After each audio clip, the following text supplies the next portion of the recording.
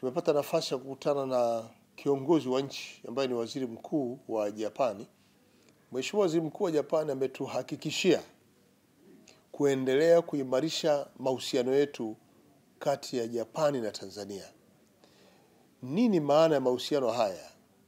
Tunapopata ahadi ya kwamba tutaendelea kushirikiana, kwetu sisi tunazidi kufungua fursa, na hasa kwenye wito wetu wa uwekezaji wa ukuzaji wa uchumi wa ndani. Kwenye uchumi wa ndani tuna mambo mengi. Zinazo sekta muhimu ambazo sisi tunazisimamia, na tumeamua kualika private sector iweze kusimamia na kuimarisha biashara yake.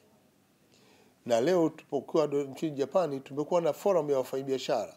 Tumewaalika kuja kuwekeza kama sekta binafsi, kwa kushirikiana na sekta binafsi ya ndani ya nchi ya Tanzania, ili waweze kufanya uwekezaji mkubwa ambao sasa utasambaza uwezo wa kiuchumi kwa mtu mmoja mmoja na taifa kwa ujumla.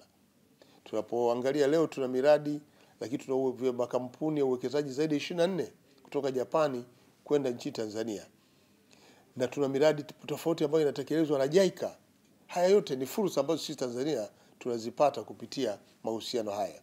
Kwa ahadi ya Waziri Mkuu ya kuendelea kushirikiana na sisi Tanzania yanatupa matumaini kwamba miradi iliyopo, uwekezaji uliopo unaendelea. Lakini maeneo ambayo yanahitaji uwekezaji, na kwa kuwa tumekaa kwenye vikao vya kuhamasisha wafanyabiashara kuwekeza, tunaamini pia itaendelea. Kwa hiyo mahusiano haya yanakwenda kuleta fursa ya kufanya nchi yetu ipate mabadiliko kiuchumi.